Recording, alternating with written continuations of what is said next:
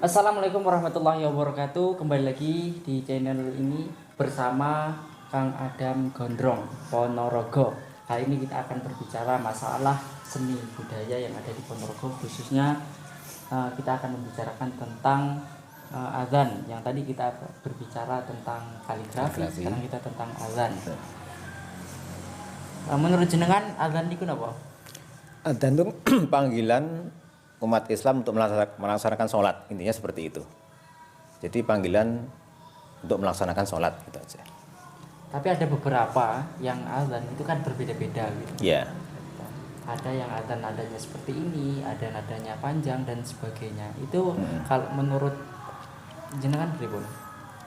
Sebagai seorang seniman ya, kita memanggil itu kan harus dengan memanggil yang bagus. Jadi misalnya memanggil orang itu kan juga memanggil dengan nada yang baik. Ya. Jadi saya rasa panggilan juga lagunya harus bagus, itu aja. Jadi misalnya kalau bilang adzan Allahu Akbar ya Allahu Akbar, Allahu Akbar. Jadi harus punya intonasi dan lagu yang bagus. Jadi enggak Allahu Akbar, Allahu Akbar kan lurus kesannya kan gitu. Jadi enggak ini manggil apa baca puisi kan begitu. Ya.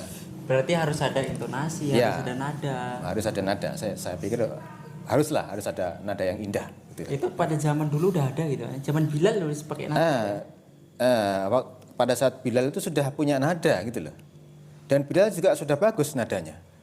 Jadi saya rasa kalau ada orang adzan itu yang datar-datar itu nggak tahu sejarahnya Bilal itu kayak gimana gitu. Kalau di Indonesia sendiri kan banyak yang itu. Nadanya banyak beragam. Beragam. Yang penting tidak menyalahi tajwid, kemudian pelafalannya juga bagus, panjang pendek itu saya relatif lah menyesuaikan dengan nada. Kalau menurut jenengan itu bagaimana melihat fenomena yang ada di Indonesia, khususnya kita di Jawa, Ponorogo lah, melihat azan yang beragam macam nada dan sebagainya. Ya. Yang paling penting adalah satu bahwa seringkali kita mendengar adzan itu kan dinyanyikan anak kecil ya. Padahal itu di waktu-waktu yang utama, waktu sholat maghrib, sholat isya itu adalah waktu-waktu yang utama. Dan saya rasa kalau saya punya pendapat itu harus jangan anak kecil lah kan gitu. Anaknya satu, mereka juga belum balik kadang adzan itu. Kedua, nadanya ya ora jelas, kayaknya main-main. Jadi kalau manggil sholat itu kayak main-main. Jadi kan sebenarnya nggak harus begitu karena panggilan sholat itu panggilan yang utama kan gitu. Jadi harus manggilnya harus orang dewasa paling tidak. Seperti itu Bang Ida. Tapi terkadang selain anak kecil juga banyak orang tua. Iya. Apalagi biasanya kan kalau misalnya di katakanlah sebagian masjid atau musola itu orang tua udah sepuh. Ya. Maksudnya apalagi panggilan subuh itu. Iya. Allahu Akbar Allah. Jadi tanpa intonasi yang kuat yang jelas sehingga orang mau pergi ke masjid itu malah ngantuk. Itu malah ngantuk ya. Nah, makanya di sini satu tantangan ya. Jadi sebenarnya generasi Islam yang ada di masjid itu harusnya punya regenerasi. Jadi kasihan yang udah tua-tua masih adzan gitu loh. Padahal suaranya udah lemah. Harusnya yang anak-anak muda itu menjadi pengganti gitu. Jadi jangan yang tua-tua kan gitu saya rasa. Kan kasihan juga ya. Mbah-mbah adzan subuh kan gitu. Kok sing enom gak ene sing adzan itu loh. Saya lucu di situ gitu loh maksud saya. Berarti permasalahannya bukan tentang bukan tentang mbahnya ya. Enggak. Tetapi karena regenerasi yang tidak ada. Hampir di tiap masjid itu mengalami penurunan lah saya rasa begitu. Kalau untuk menjenengan sendiri masalah adzan itu kita kembali ke adzan. Itu kan ada beberapa nada. Kayak contoh Allahu Akbar Allah, itu apa ada hukum tertentu di bacaan dari awal sampai akhir gitu? Ada, namanya adzan tilawah. Jadi itu sebenarnya suatu materi tersendiri terutama dalam MTQ ada. Jadi ada lomba adzan itu dinilai karena satu lagunya, kemudian lafalnya, makhraj huruf, kemudian intonasi dan sebagainya. Jadi seperti itu. Berarti kalau tidak sembarangan ya? Tidak sembarangan. Jadi orang main-main orang adzan itu. Jadi harapan saya kalau bisa ada semacam suatu pendidikan ya khusus untuk muadzin. Hampir di setiap masjid saya rasa seperti itu. Jadi orang ada panduan, jadi orang adzan ini orang angger adzan gitu loh. Karena itu panggilan untuk kepada Allah, panggilan melaksanakan ibadah Allah gitu loh. Jadi orang main-main, saya rasa begitu. Panggilan kepada masyarakat, Ya, umat untuk melaksanakan sholat. Ya. Nah, kalau panggilannya itu merdu, enak, Sehingga, semangat, nah tergerak untuk sholat kan gitu ya. Tapi kalau sudah tidak bernada, apalagi fales dan sebagainya kan ya malah, ya bukannya nih, cuman agak neng hati rada ndak ada kerentek, wah indah kan gitu. Kok lurus-lurus saya kan gitu. Kalau menurut jenengan nih, nada-nada seperti apa yang biasa? Kalau saya cenderung suka alat dari Timur Tengah. Itu apa ya? Kena di hati gitu loh, maksudnya panggilan sholat tuh bahkan kalau ada orang yang punya perasaan yang tajam dengar adzan tuh bisa menangis kan gitu. Saking indahnya. Jadi aku harus sholat dipanggil itu kerasa di hati karena lagunya yang bagus kan gitu. Ya seperti itu. Kalau contoh nada yang dari timur tadi bagaimana? Kebanyakan ya pada saat apa nih yang ada? Yang lafadznya, mengucapkan lafadz adzan. Mungkin hayya 'alas shalah.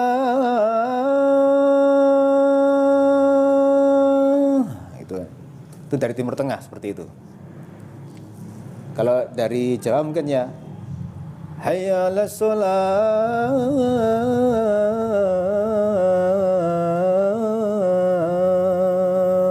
Itu dari Jawa seperti itu mungkin ya. Ya sekelas seperti itu lagunya. Berbeda ya, hayya 'alas shalah sama hayya 'alal falah. Beda. Hayya 'alas shalah itu kebanyakan yang saya dengar tuh ya, kadang ada kesalahan tuh hayya 'alal shalah. Itu. Oh, hayya 'alal shalah. Alal shalah itu salah. Itu adalah lam masuk ke shad. Jadi alas hayya 'alas shalah yang benar begitu. Jadi jangan hayya 'alal shalah, itu salah. Kalau itu sudah hayya, salah.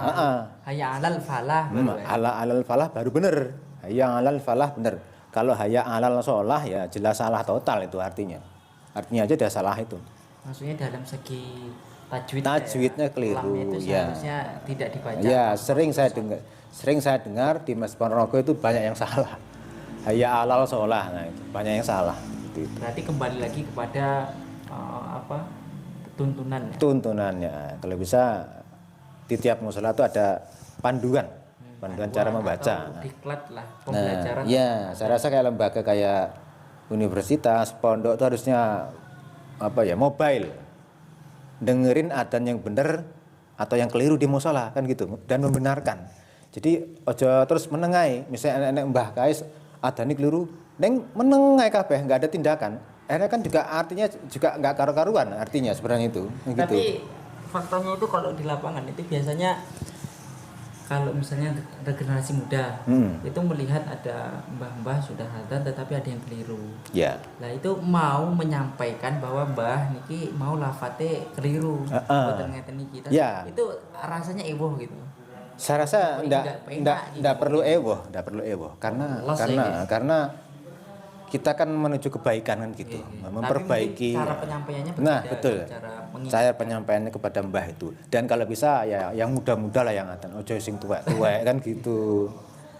Ya, berarti tadi ada pembelajaran tetapi cuma di sistem pendidikan ya. Betul. Bukan kayak keagamaan di pondok pesantren madrasah, tetapi kalau di perdesaan dan tempat yang jauh dari pondok pesantren itu tidak ada. Nah. Sehingga yang adzan, yang kebanyakan adzan itu biasanya anak muda atau anak kecil yang tidak diajari secara gitu. detail. Ya. Misalnya lafadznya ini, maksudnya ini, kemudian tajwidnya, nada-nadanya itu kan juga penting sekali. Ya.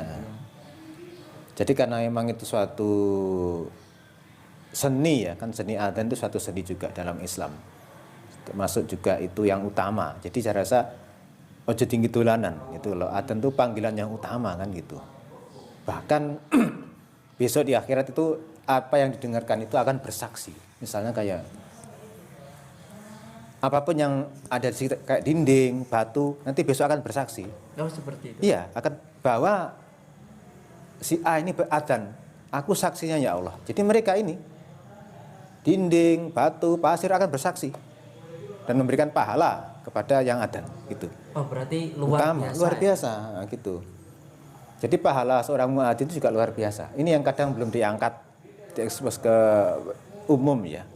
Itu pahala orang muadzin itu luar biasa sekali. Sehingga terutama adzan subuh. Ketika diberitahu hal-hal demikian itu memberi motivasi. Motivasi. Jadi orang-orang yang mungkin. Jadi ojo dan aku kah kowe sing adzan lah. Itu pahalanya besar gitu. Dan besok di hari Yaumil Akhir besok akan menjadi satu barisan.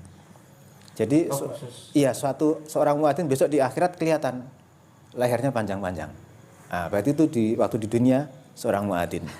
Dan itu dipimpin oleh panglimanya Bilal namanya. Jadi punya panji bendera sendiri.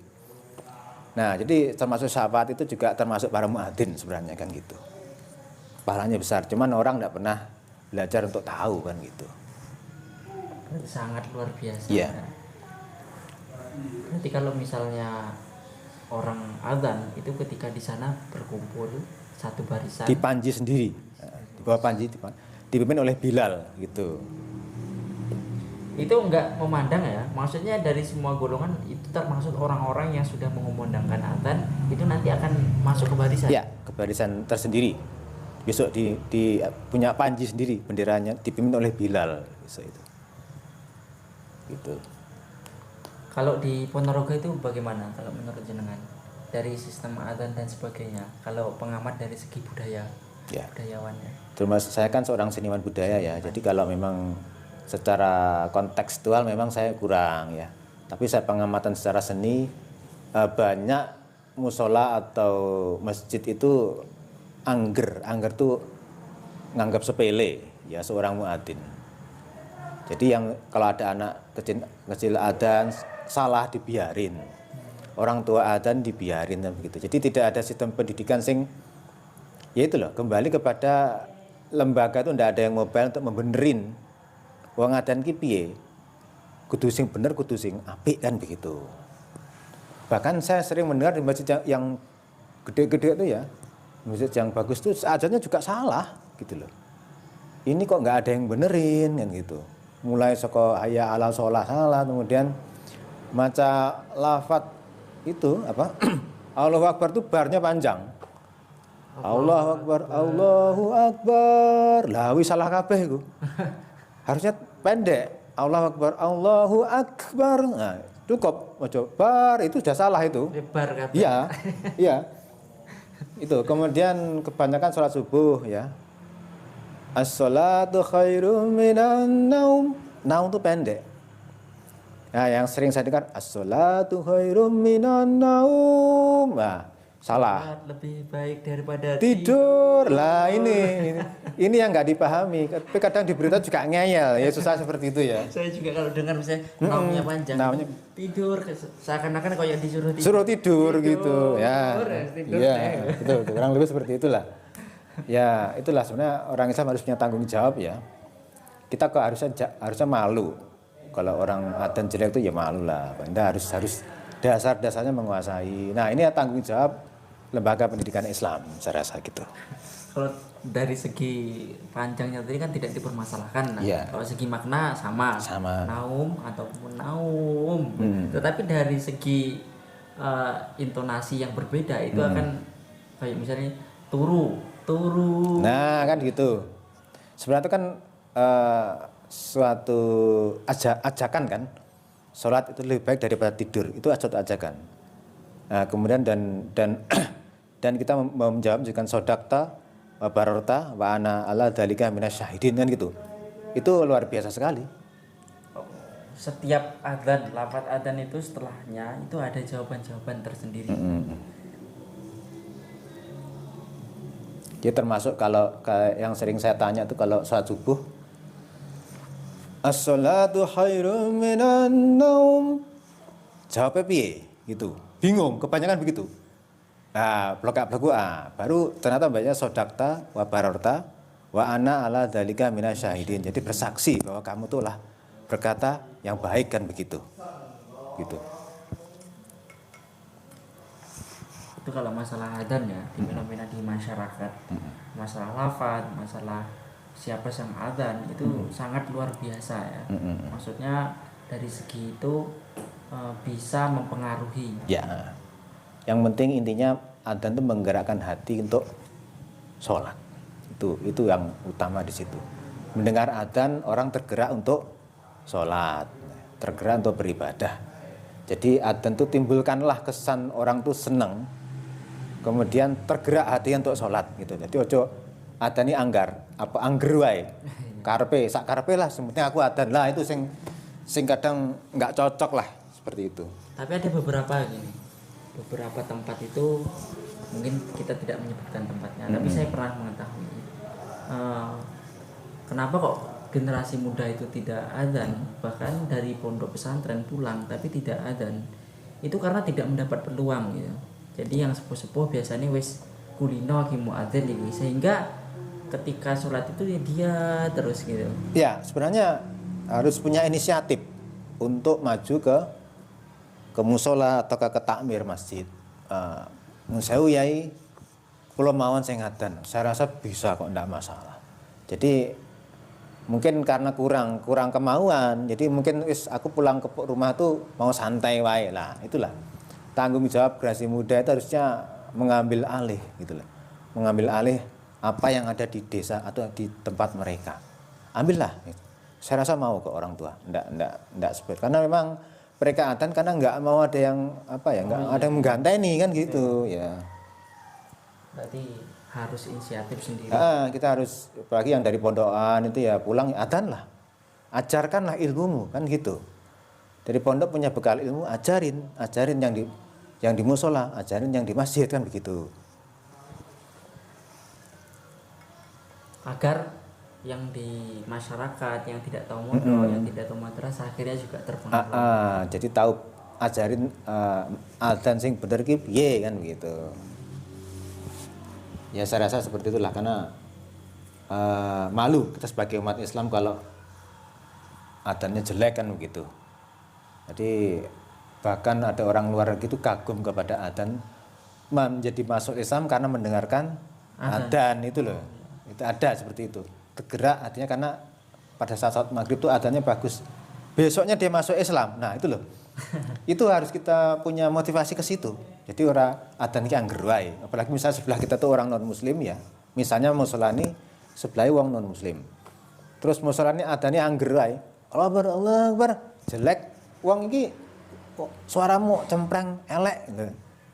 Enggak ada tergerak hatinya kan gitu. Jadi anggapnya panggilan kok angger wae nek salat kan, panggilan adzan kok angger wae gitu. Tapi biasanya niku di desa-desa, yang mungkin takmirnya itu tidak terikat gitu, sehingga siapa saja boleh. Beda kalau misalnya di mesin-mesin besar, itu kan sudah ada perekrutan sendiri. Misalnya ada takmir nanti disuruh kerja di sini, kemudian mengurusi masjid sekalian jadi muadzin. Ini udah orang-orang terpilih gitu. Bagaimanapun sebenarnya itu satu PR ya, satu PR kita pada umat Islam khususnya di Ponorogo, apalagi dari pondok pesantren. Jadi kalau bisa pada saat turun ke daerah tuh tahu ke masjid musola adzannya nggak beresin lah, datangin. Bahkan satu pahala yang besar gitu loh. Membenerin adzan dari yang salah menjadi benar tuh suatu pahala yang besar. Karena nanti akan menjadi jariah ya. Betul, amal jariah terus. Nah, iya betul, sangat betul sekali.